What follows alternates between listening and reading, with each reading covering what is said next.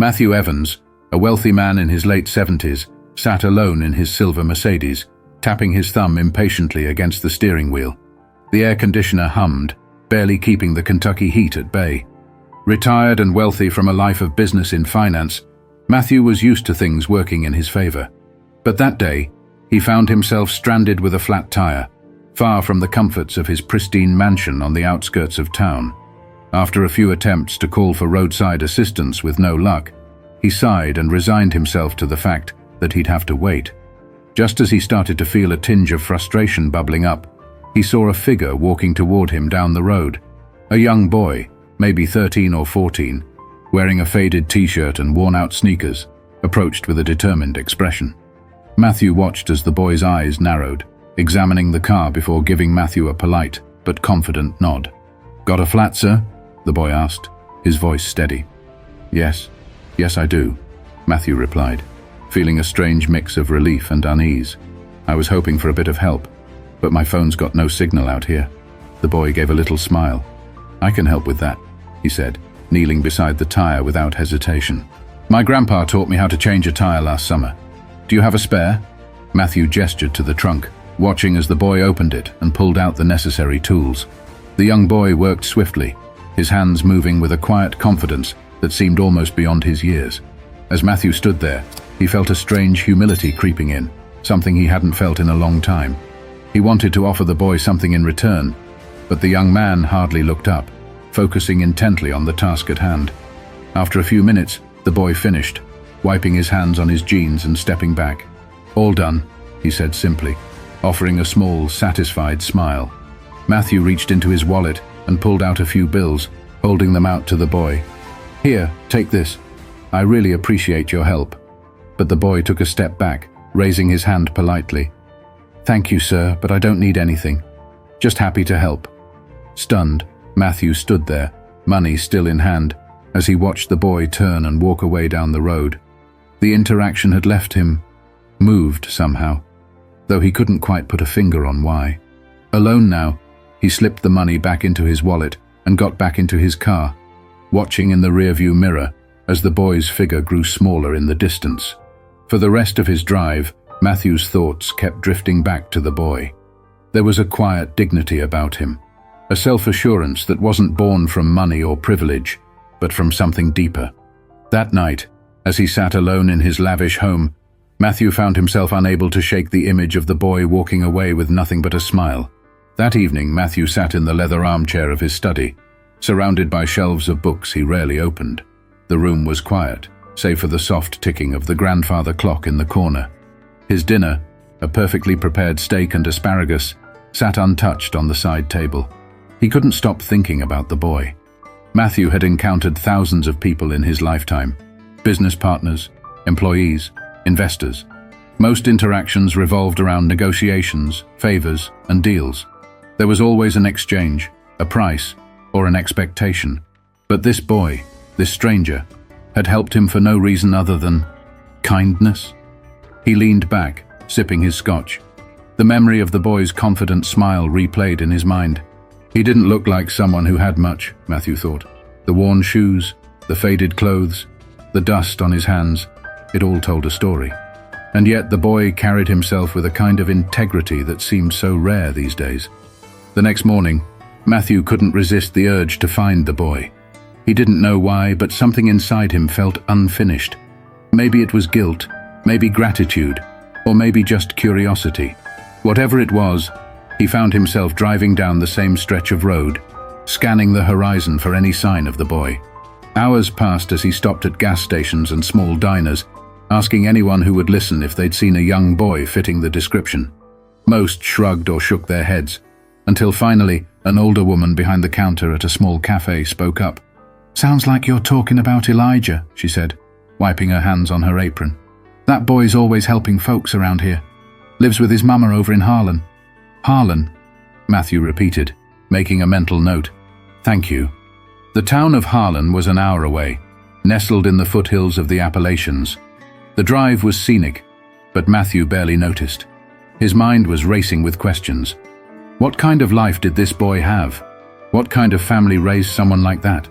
When he arrived in Harlan, The streets were quiet, lined with modest homes and small businesses. He asked a few locals about Elijah and was eventually pointed to a small house on the edge of town.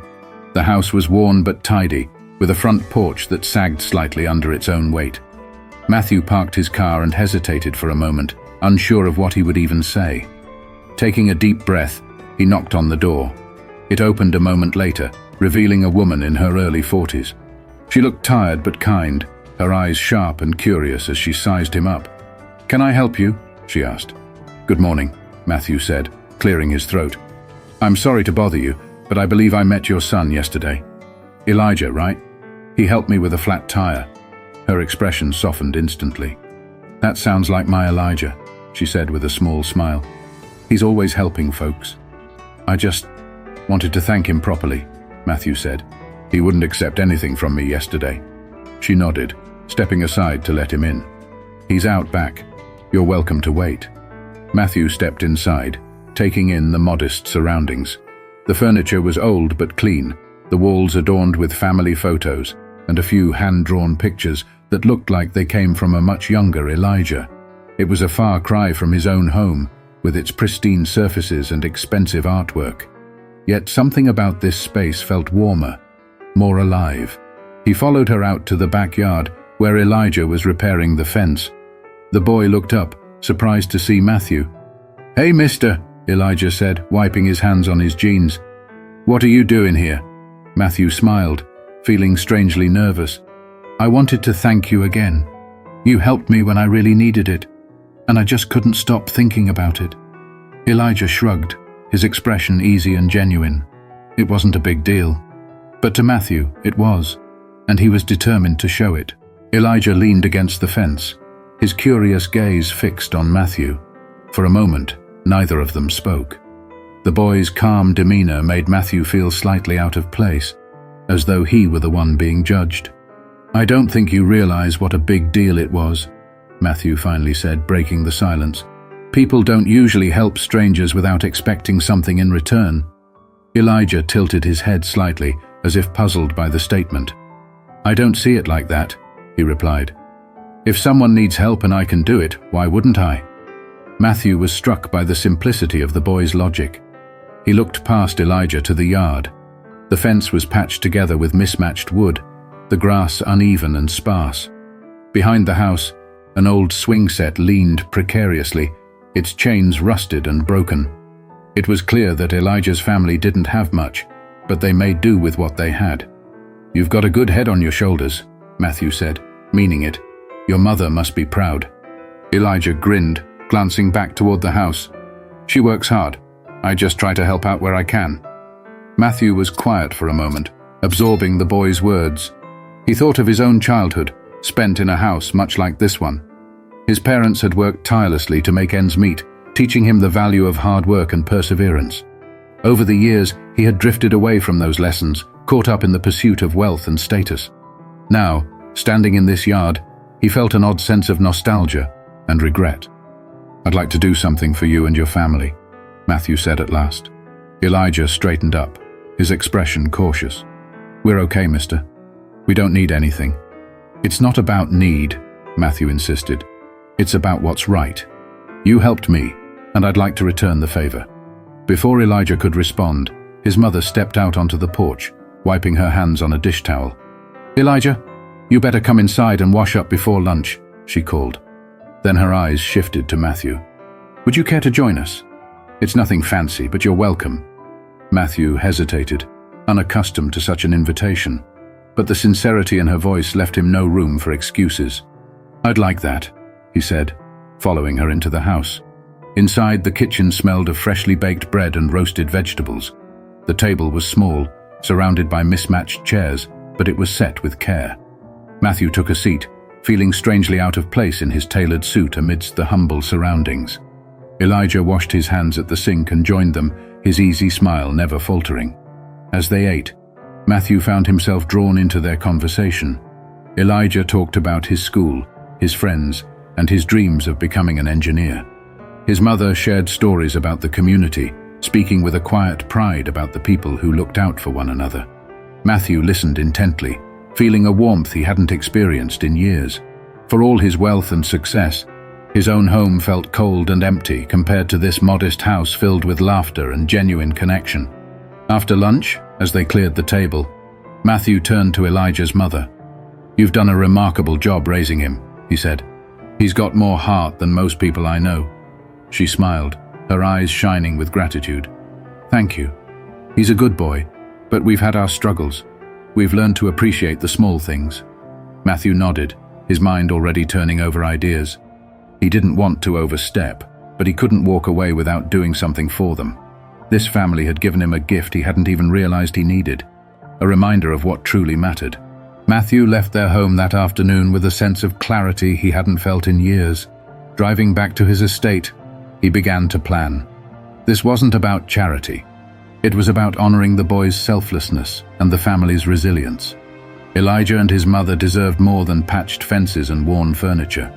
They deserved stability and recognition for the strength they showed every day. The next morning, Matthew made calls, lots of them. He reached out to old colleagues, contractors and suppliers. By midday, a plan was set in motion. Within a week, trucks and workers began arriving at Elijah's home. Matthew stood on the sidewalk, clipboard in hand, directing the renovations as Elijah and his mother looked on in shock. "You didn't have to do this," Elijah's mother said, her voice trembling as she watched the crew unload supplies. "We've managed fine on our own." Matthew turned to her, his expression earnest. "You've done more than manage. You've thrived. But you gave me something I didn't know I was missing. Let me give back." Elijah was quieter than usual, standing next to his mother with a thoughtful look on his face. Matthew knelt slightly, meeting his eye. "You taught me something, Elijah. Helping people isn't about money, it's about showing up. I want to show up for you." Over the next several weeks, the house underwent a transformation. The sagging porch was replaced with sturdy wood, the roof repaired, and the rusty swing set out back was replaced with a new one. Inside, the walls were painted, the floors polished, and the kitchen upgraded with modern appliances. At first, Elijah tried to help with the renovations, carrying planks and sweeping debris, but Matthew insisted he take a break. "Your job," Matthew said with a smile, "is to enjoy being a kid for a little while." Still, Elijah couldn't resist sneaking out to watch the crew work, his eyes lighting up with curiosity as he observed them measure, cut, and build. One of the workers, a burly man named Joe, noticed his interest and invited him to help measure wood planks. Before long, Elijah was asking questions about tools and construction, his excitement infectious. Matthew watched from a distance, a warm pride swelling in his chest. For the first time in years, he felt like he was doing something meaningful, something beyond himself. The boy's energy reminded him of the ambition he once had before life became a blur of boardrooms and stock portfolios. One evening, as the sun dipped low, the project was nearing its end. The family stood on the porch, marveling at the transformation. Elijah's mother turned to Matthew, her voice choked with emotion. "This isn't just a house anymore. It's a home. I don't know how we can ever thank you." Matthew shook his head, his tone soft. "You already have. You reminded me of what life is supposed to be about: family, connection, and purpose. I think I'm the one who should be thanking you." The final day of the renovation project felt like a celebration. Neighbors stopped by to see the changes, offering smiles and small gifts: fresh baked bread, jars of homemade jam, and even a potted plant. Elijah's laughter echoed through the yard as he raced around, showing his friends the new swing set and the freshly painted rooms inside. The house, once tired and worn, now radiated life. Matthew stood on the front porch, leaning against the sturdy new railing, watching the scene unfold.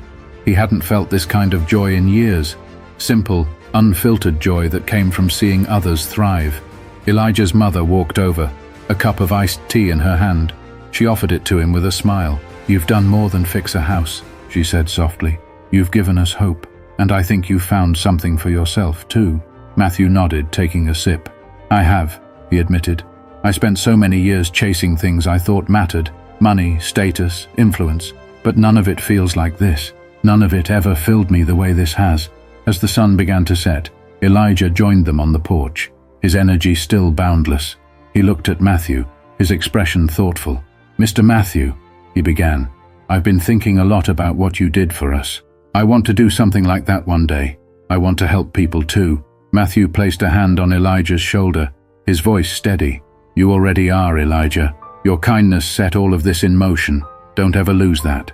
The three of them sat together, watching the sky shift from gold to deep orange.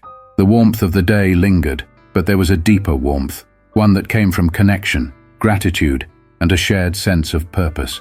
When it was time for Matthew to leave, Elijah and his mother walked him to his car. The boy's wide grin and his mother's tearful smile were etched into Matthew's memory as he drove away. This wasn't the end, he realized. This was just the beginning of a new chapter in all their lives. The weeks that followed brought more changes. Elijah's newfound curiosity about construction blossomed into a passion. Matthew arranged for him to spend time shadowing the workers who had helped renovate the house. Elijah soaked up every bit of knowledge, eager to learn. Matthew, in turn, found himself drawn back to Harlan again and again. Each visit felt less like a trip and more like a return home. He no longer felt like an outsider in their lives. He was part of something bigger now, and for the first time in years, he was content. The story ended where it had begun, in a small town with a big heart, where one act of kindness from a young boy reminded an old man of life's greatest lesson. It's not about what you have, but what you give.